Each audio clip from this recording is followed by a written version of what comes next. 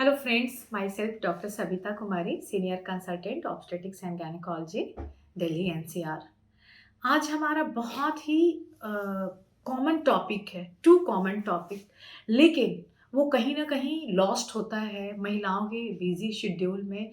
चाहे वो घर के कामों में व्यस्त हों या वर्किंग लेडी हैं, तो उनका काम डबल हो जाता है। उन्हें अपने घर परिवार, बच्चे एंड वर्क प्लेस पे भी चीज़ों को संभालना होता है।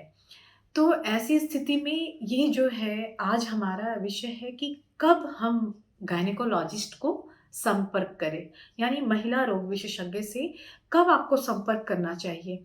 यूजुअली क्या होता है कि जब कोई बीमारी होती है महिलाओं को, जननांग से संबंधित या प्रजनन यानी रिप्रोडक्शन, बेबी कंसीव करने से रिलेटेड कोई प्रॉब्लम है, तभी वो गायनेकोलॉजिस्ट को कंसल्ट करती हैं। लेकिन अगर आपको अपैरेंटली लग रहा है कि आप हेल्दी हो, तब आपको कब कंसल्ट करना चाहिए? ऐसा है कि ये जब एक मैं यूजुअली हम लोग गायनी में फीमेल एज ग्रुप को, जो इम्पोर्टेंट एज ग्रुप होता है, वो हम लोग ब्रॉडली 3 पार्ट्स में डिवाइड करते हैं।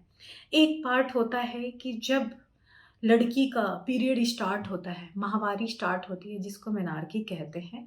माहवारी स्टार्ट होने से लेकर जब उनका रिप्रोडक्टिव ऑर्गन यानी बच्चेदानी, अंडेदानी, फैलोपियन ट्यूब, वेजाइना मैच्योर हो जाता है, एक बेबी को कंसीव करने के लिए, एक बेबी को वूम्ब में ग्रो कराने के लिए, तो वो जो एज होता है, मोटा-मोटी वो टीनेजर्स होता है, टीनेजर्स वाला एज आता है, और उसमें 3 साल और हम ऐड कर दें, 18, 19, 20, 21 ईयर्स तक, यानी पीरियड स्टार्ट होने से लेकर 21 ईयर्स तक जो रिप्रोडक्टिव ऑर्गन की मैच्योरिटी का एज है। और अब ये फीमेल का इसीलिए मैरिज का एज भी ये लिमिट किया गया है 21 ईयर्स, ठीक है। फिर 21 ईयर्स से लेकर टिल मीनोपॉज, जब पीरियड बिल्कुल बंद हो जाता है, मीनो मीन्स मेंसेस, पाउज में रुक जाना, तो मेनोपॉज तक ये वाला जो जोन है, उसको रिप्रोडक्टिव एज ग्रुप कहते हैं, ठीक है, जिसमें महिला बच्चे पैदा करने की क्षमता रखती हैं, ठीक है। और तीसरा है ग्रुप जो है कि मेनोपॉज के बाद, यानी पीरियड बंद हो गए। तो डॉक्टर से कब संपर्क करना है? एक बार जब पीरियड स्टार्ट होता है, तो माँओं को से रिक्वेस्ट है कि एक बार वो गायनेकोलॉजिस्ट के पास बच्चियों को ले जाएँ, क्योंकि कई चीज़ें उन्हें समझ में नहीं आती हैं। कई बार होता है कि वो बहुत परेशान हो जाते हैं और अपने आप ही कई चीज़ें जो घरों में फ़ेमस होता है कि पीरियड स्टार्ट होने पर ये करना चाहिए, पीरियड स्टार्ट होने पर इन चीज़ों को नहीं बताना चाहिए, या ये नहीं करना चाहिए, वो नहीं करना चाहिए। इससे बच्चियाँ बहुत कन्फ्यूज़्ड होती हैं और उनके हेल्थ पे ख़राब इफ़ेक्ट भी पड़ सकता है। तो ऐसे में उनको कंसल्ट करना है, माँओं को, बच्चियों को ले जाकर उससे रिलेटेड जो भी मिथ्स हैं, और जो मिथ्स हैं, दूसरी चीज़ की मेंस्ट्रुअल हाइजीन कैसे मेंटेन करना है, कई बार माँओं को भी नहीं पता होता है, वो भी पुराने तरीके से अपने माहवारी में जैसे करती हैं, कई बार बच्चियों को वही कन्वे कर देती हैं, जबकि आजकल बहुत सारी चीज़ें चेंज हो गई हैं। हेल्थ से रिलेटेड इश्यू ना कोई बन जाए, तो उनके बच्चे के स्वास्थ्य पे कोई खराब असर ना हो, तो इसके लिए एक बार उस टाइम मिलना चाहिए। दूसरा कि आपकी शादी हो गई है या अब बेबी प्लान करने वाले हैं, उसके पहले भी आपको डॉक्टर से मिलना चाहिए, जिसको प्री कॉन्सेप्शनल काउंसलिंग कहते हैं, यानी गर्भधारण के पूर्व। उसमें डॉक्टर एक बैटरी ऑफ टेस्ट कराते हैं, ठीक है। वो सारा कुछ डिपेंड करता है, आपकी फैमिली हिस्ट्री, आपकी मदर सिस्टर्स को कोई प्रॉब्लम था, घर में किसी बच्चे को जो आपके ब्लड रिलेशन से रिलेशन रखता है, उसको कोई प्रॉब्लम है, इस तरह के सारे इन्वेस्टिगेशन कराते हैं, और वो कंफर्म हो जाते हैं कि आप और आपका पार्टनर बिल्कुल फिट है एक नॉर्मल प्रेगनेंसी को कैरी करने के लिए। तो वो उस टाइम आपको ये मिलना बहुत ज़रूरी है, ताकि आपके प्रोजेनी में, आपके बच्चे में कोई इस तरह का प्रॉब्लम नहीं हो कि होल लाइफ लॉन्ग आप भी परेशान रहें और बच्चा भी परेशान रहे, ठीक है? एक उस टाइम। दूसरा क्या कि अगर सेक्सुअली एक्टिव हैं, सेक्सुअली एक्टिव होने के पहले एक एज ग्रुप होता है जो कि 9 से 26 साल का एज होता है। उसमें एक बहुत महत्वपूर्ण बात है कि हमारे यहाँ ह्यूमन पैपिलोमा वायरस का इन्फेक्शन, जिससे आगे चल के सर्वाइकल कैंसर होता है, उसके लिए भी डॉक्टर आपको बताएंगे कि आपको वैक्सीन ले लेना चाहिए। मैक्सिमम वैक्सीन का इफेक्ट आता है ये जो बच्चियां 9 साल से लेकर 15 साल के बीच में ये वैक्सीन लगवाती हैं। 2 डोजेज में लगता है, 3 डोजेज में लगता है, ठीक है। तो इसमें और एक होता है उसमें 2 वैरायटी के अगेंस्ट में लगता है। ह्यूमन पैपिलोमा वायरस के बहुत सारे वैरायटी होते हैं। कुछ वैरायटी ऐसे होते हैं कि जो माइल्ड सा प्रॉब्लम करते हैं। कुछ वैरायटी ऐसी स्ट्रेन्स जिसको कहते हैं वो ऐसे होते हैं जो सर्वाइकल कैंसर में आगे चल के कन्वर्ट कर जाते हैं। तो वो उन चीज़ों के लिए ये वैक्सीन का अप्रोप्रिएट एज है कि आप before starting your sexual life you get vaccinated for cervical cancer. Okay, तो ये चीज़ है। फिर क्या है कि एक ये बात हो गई। दूसरी बात कि एक बार आपका proper pelvic examination, pap smear just after your you started your sexual life, तो पैप स्मीयर स्क्रीनिंग होती है। पैप स्मीयर स्क्रीनिंग क्या होता है? सर्वाइकल कैंसर का स्क्रीनिंग होता है। इसमें किसी तरह का महिलाएं बहुत डरती हैं। पैप स्मीयर जैसे टेस्ट के लिए हम लोग ऑर्डर करते हैं कि आप सेक्सुअली एक्टिव हो, 21 ईयर्स ऑनवर्ड हो, तो ये रेंज होता है 21 टू 65 ईयर्स तक में पैप स्मीयर कराना चाहिए। डिपेंड करता है आपकी फैमिली हिस्ट्री क्या रही है, कभी इसकी हिस्ट्री रही है फैमिली में या नहीं है। तो उसको दोनों ग्रुप को अलग अलग इंटरवल पे यूजुअली कराया जाता है। पैप स्मीयर का एडवाइस करते हैं। पैप स्मीयर में किसी तरह का कोई नाइफ नहीं लगता है, किसी तरह के एनेस्थीसिया की ज़रूरत नहीं होती है, बेहोश करने की ज़रूरत नहीं होती है। माइल्ड, बहुत मिनिमल पेन होता है, नहीं के बराबर होता है। उससे ज़्यादा पेन आप अपने मेंस्ट्रुएशन के ड्यूरेशन में फील करती हैं, ठीक है। तो उसमें क्या करते हैं, जो जस्ट इमीडिएटली आफ्टर पीरियड नहीं होना चाहिए। कोई एबनॉर्मल महिला को नीचे वजाइनल डिस्चार्ज है यानी इन्फेक्शन है, फीवर है, यूटीआई है, उस टाइम नहीं करना चाहिए। 3 दिन तक आप अपने हस्बैंड से सेक्सुअल रिलेशनशिप नहीं इस्टेब्लिश किया है तब कराना चाहिए। आपका डाइट हेल्दी होना चाहिए, प्रॉपर वाटर इनटेक होना चाहिए, नीचे अच्छे से हाइजीन मेंटेन होना चाहिए। वैसी स्थिति में फिर गायनेकोलॉजिस्ट के पास जाके पैप स्मीयर टेस्ट कराते हैं। ये टोटली नॉन इन्वेजिव है, कोई नाइफ, कोई एनेस्थीसिया, किसी चीज़ की ज़रूरत नहीं है।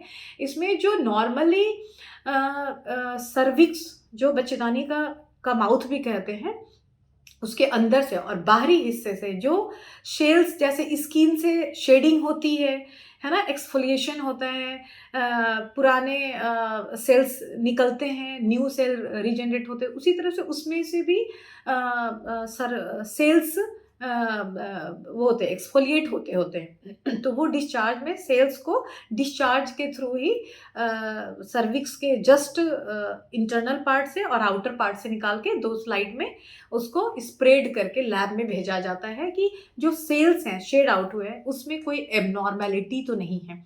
सेल्स का एक नॉर्मल लुक होता है, एक एबनॉर्मल लुक होता है। नॉर्मल लुक बताता है कि ठीक है, आपको कोई इन्फेक्शन, कोई आपको कैंसर का खतरा नहीं है। एबनॉर्मल लुक में बहुत होता है माइल्ड, मॉडरेट, सीवियर और बिल्कुल फ्रैंक कैंसर वाला लुक। तो ये पैथोलॉजिस्ट देखते हैं और वो बताते हैं कि इसमें माइल्ड एबनॉर्मलिटी है जिसको माइल्ड डिस्प्लासिया कहते हैं, फिर मॉडरेट डिस्प्लासिया, सीवियर डिस्प्लासिया या कैंसर इन सीटू, CIN जिसको कहते हैं, CIN3 and finally invasive cancer, ठीक है। तो ये डिटेक्ट करता है। तो ये आपको कराना बहुत ही ज़रूरी है कि अगर कुछ है, सबके ट्रीटमेंट मोडालिटी अलग अलग हैं, कई मेडिसिन से भी हो जाते हैं। तो आप इस तरह से एक स्क्रीनिंग प्रोग्राम हो गया कि हाँ, आपको रिस्क नहीं है। फिर आपको डॉक्टर एवरी 3 इयर्स आपको बुलाते हैं कि एवरी 3 इयर्स आप कराइए, कोई हाई रिस्क नहीं है। तो अगर कोई हाई रिस्क है आपकी फैमिली में तो एवरी ईयर कराने के लिए भी बोलते हैं। उसके साथ साथ एक पेल्विक अल्ट्रासाउंड होता है, TVS, जो कि आपका बताता है कि यूट्रस की लाइनिंग, ट्यूब, ओवरीज सब ठीक है। तो TVS, पैप स्मीयर, और अगर आप 40 ईयर्स से ऊपर की हैं तो आपके ब्रेस्ट कैंसर का स्क्रीनिंग होता है।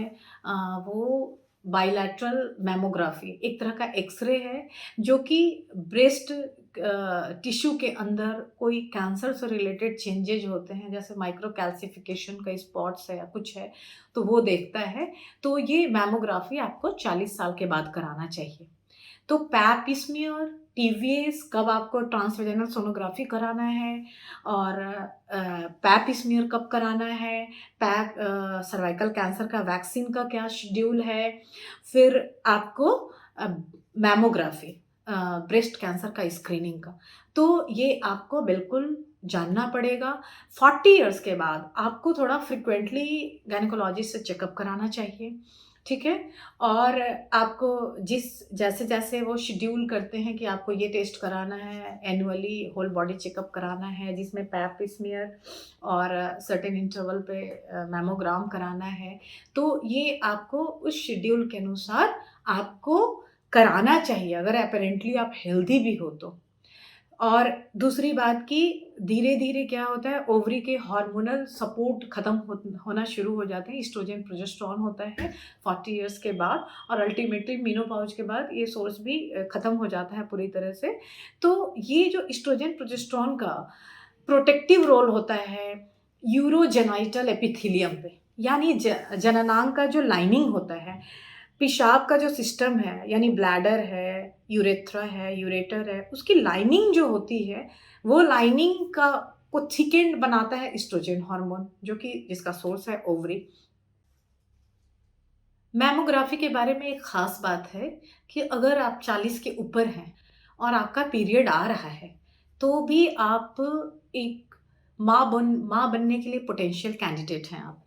तो ऐसी स्थिति में मैमोग्राफी जो है वो एक्स-रे एक्सपोज़र है, ठीक है? तो इसको कब कराना चाहिए? आइडियली आपका जो पीरियड स्टार्ट होता है, जिस दिन पीरियड दिखता है उसको डे 1 कहते हैं। तो डे 1 से लेकर डे 10 के बीच में ही मैमोग्राफी कराना चाहिए। उसके बाद अगर कराते हैं और आपने प्रोटेक्शन के लिए कुछ यूज़ नहीं किया हुआ है, या आपकी फैमिली कंप्लीटेड होने के बाद आपने लाइगेशन, नसबंदी जिसको कहते हैं, वो नहीं कराया हुआ है, तो आपके का प्रेगनेंसी इस एक्स-रे एक्सपोज़र की वजह से अफ़ेक्टेड हो सकता है। सो आइडियल टाइम क्या है मैमोग्राफी का? पीरियड इमीडिएटली ख़त्म हो तो 10 दिन के अंदर, ठीक है? एक इम्पॉर्टेंट बात है। अब तीसरा ग्रुप आता है पोस्ट मेनोपॉज़ल। पोस्ट मेनोपॉज़ल का क्या है कि क्यों ये एज ग्रुप इम्पॉर्टेंट है? अब क्या हो गया कि जो ओवरीज़ हैं, अंडेदानी है, उसका हार्मोन जो था एस्ट्रोजन, प्रोजेस्टेरोन, वो अब नहीं बन रहा है ना? तो पीरियड बंद हो गए। लेकिन ये एस्ट्रोजन प्रोजेस्टेरोन हार्मोन सिर्फ़ मेंस्ट्रुएशन और प्रेगनेंसी से कंसर्न नहीं रखता है। ये ओवरऑल फीमेल के हेल्थ के लिए बहुत इम्पॉर्टेंट है। ये हार्ट के लिए भी प्रोटेक्शन देता है, बोन्स के लिए, जिस पर पूरा हमारा बॉडी एक इरेक्ट पोस्चर मेंटेन करता है। अगर बोन ना हो, हमारे बॉडी से निकाल दिया जाए, तो we are just shapeless mass of muscles and soft tissue. तो एक जो हमारा शेप है, एक ढांचा जो मेंटेन है, वो है बोन की वजह से। स्पेशली उसमें रोल होता है फीमर्स नीचे थाई बोन्स का एंड वर्टिब्रा का। तो ये बोन जो होते हैं, हिप बोन्स, ये बोन के प्रॉपर हेल्थ के लिए एस्ट्रोजन का एक निश्चित अमाउंट में होना बहुत ज़रूरी है।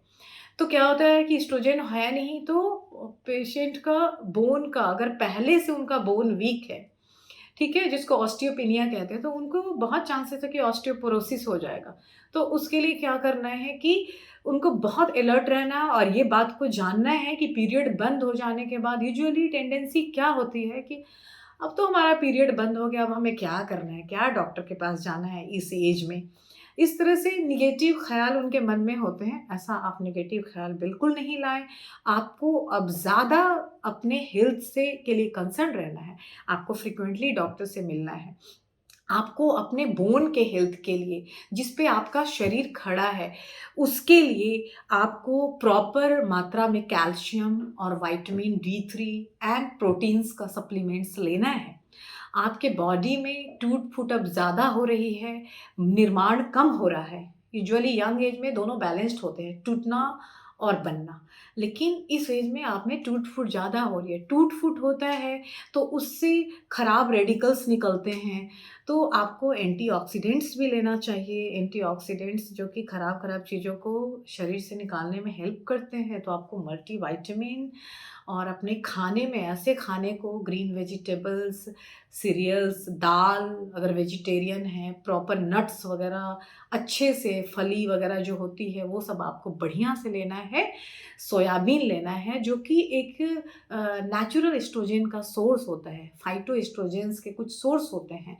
वो आपको आपके कंसर्न डायटीशियन जो यूजुअली गायनेकोलॉजिस्ट के साथ कोलैबोरेशन में होते हैं, उनके पास भेजते हैं हम लोग, वो आपको प्रॉपर एक डाइट चार्ट भी देते हैं कि आपको ये करना है। अन्यथा आपके बोन फ्रैक्चर बहुत ईज़ी फ्रैक्चर होंगे, थोड़ा-सा आपको चोट लगेगी हल्की-सी, बस फ्रैक्चर हो जाएगा, पूरे टाइम बेड पे पड़े रहेंगे, बहुत परेशानी होगी, बैकएक होगा, उठना-बैठना सब मुश्किल हो जाता है। इसलिए आपको अपने बोन के हेल्थ के लिए बहुत कंसर्न रहना है और आपको डॉक्टर के साथ रेगुलर चेकअप कराना बहुत ज़रूरी है। और मैमोग्राफी उस टाइम भी इंडिकेटेड है क्योंकि ब्रेस्ट कैंसर ओल्डर एज में भी आजकल तो यंगर एज में भी अंडर 40 भी बहुत डिटेक्ट होने लगा है, लेकिन ओल्डर एज में भी ब्रेस्ट कैंसर का ओल्डर एज में ज़्यादा खतरा रहता है, तो मैमोग्राफी भी आपको कराना है। Pap smear up to 65 years ये कहते हैं हम लोग कि कैसे-कैसे आपको कराना है 3 इयर्स के इंटरवल पे, या रिस्क फैक्टर है तो ईयरली इंटरवल पे कराना है। तो इस तरह से आपको, और एक बहुत इम्पॉर्टेंट बात है जो कि बोन्स की दूसरी बात क्या है कि हार्ट के प्रोटेक्शन के लिए भी एस्ट्रोजन हार्मोन बहुत ज़रूरी है। आपको हार्ट आपका वीक हो सकता है, उसको आप ठीक करने के लिए ब्रीदिंग एक्सरसाइज करें और योगा करें, अपना डाइट हेल्दी डाइट रखें और कूल रहने की कोशिश करें। तो इस तरह से आप मी टाइम निकालें और अब योगा वगैरह करें। इस तरह से आप एक्टिविटी करें कि आपके हार्ट को मजबूती प्राप्त हो, ठीक है? बीच में अगर ज़रूरत है तो कार्डियोलॉजिस्ट से भी कंसर्न आप कर सकते हैं कि हमारे हार्ट के प्रोटेक्शन के लिए हम क्या करें? अगर ज़रूरत हुई तो आपको एचआरटी भी देने की ज़रूरत होती है। अगर इस तरह से हार्ट का इश्यू कुछ है तो एचआरटी भी दे सकते हैं, ताकि उससे मतलब हार्मोन रिप्लेसमेंट जो ओवरी से नॉर्मली निकल रही थी वो हम बाहर से सप्लीमेंट करें कि आपका बोन और हार्ट का प्रोटेक्शन रहे। तीसरा क्या होता है कि यूरोजेनाइटल एपिथेलियम, मतलब जननांगों की का जो लाइनिंग होता है, और यूरेथ्रा बाहर पेशाब का जो रास्ता होता है, यूरेथ्रा ब्लैडर, तो उसका लाइनिंग ठीक रखने का काम भी एस्ट्रोजन का होता है। एस्ट्रोजन का सपोर्ट जब नहीं होता है तो ये लाइनिंग वीक हो जाती है, और इसमें क्या होता है कि नॉर्मली जो पेरिनियम में बैक्टीरिया पहले शांत होते थे, अब मेनोपॉज के बाद चूँकि इम्यूनिटी सिस्टम भी थोड़ा लो हो जाता है, वो एक्टिव हो जाते हैं और इन्फेक्शन को ज़्यादा जल्दी ग्रैब करते हैं। यानी आपको रिपीटेड यूरिन का इन्फेक्शन हो सकता है, रिपीटेड वेजाइनल इचिंग, खुजली, खुश्की, ड्राइनेस की वजह से, चूँकि सिक्रीशन होना जो कि वो भी एस्ट्रोजन प्रोजेस्टेरोन से डिपेंडेंट होता है, हार्मोन से। सिक्रीशन एक डिफेंस मैकेनिज्म है जो कि गंदे बैक्टीरिया को वॉश आउट करता है, वो भी आपका नहीं रहता है। लाइनिंग थिन हो जाती है पीरियड बंद हो जाने के बाद। तो यूटीआई का, urinary tract infection, repeatedly urinary tract infection होता है, तो इसके लिए भी लोकल हम लोग हार्मोन एप्लीकेशन के लिए देते हैं, ताकि वो लाइनिंग थिक रहे और यूरिन का इन्फेक्शन नहीं हो। यूरिन कल्चर जो कराते हैं तो उसमें जो आता है बैक्टीरिया आता है, उसके लिए थोड़ा सा प्रोलॉन्ग्ड माइल्ड एंटीबायोटिक थोड़ा लंबे ड्यूरेशन तक चलाना होता है, क्योंकि अगर 6 महीने में 2 से ज़्यादा बार यूटीआई हो गया तो आपका रिकरेंट यूटीआई है, और इसके लिए आपको बहुत चौकन्ना रहना होगा। नहीं तो ये बार-बार repeated urinary tract infection ultimately kidney में जाता है, गुर्दे भी खराब होने के चांसेस बढ़ जाते हैं। इसलिए आपको इन चीज़ों का बहुत ध्यान रखना है, और इन चीज़ों को समझते हुए आपको बिल्कुल गायनेकोलॉजिस्ट से अपने मेनोपॉज़ के बाद कंसल्ट करना है। तो आप स्वस्थ रहें, हेल्दी रहें। सभी महिलाओं को बहुत ज़्यादा अ, हम लोग हेल्थ की तरफ जागरूक बना सकें, इसके लिए हमारे बहुत सारे वीडियो अभी आने वाले भी हैं। तब तक के लिए नमस्कार।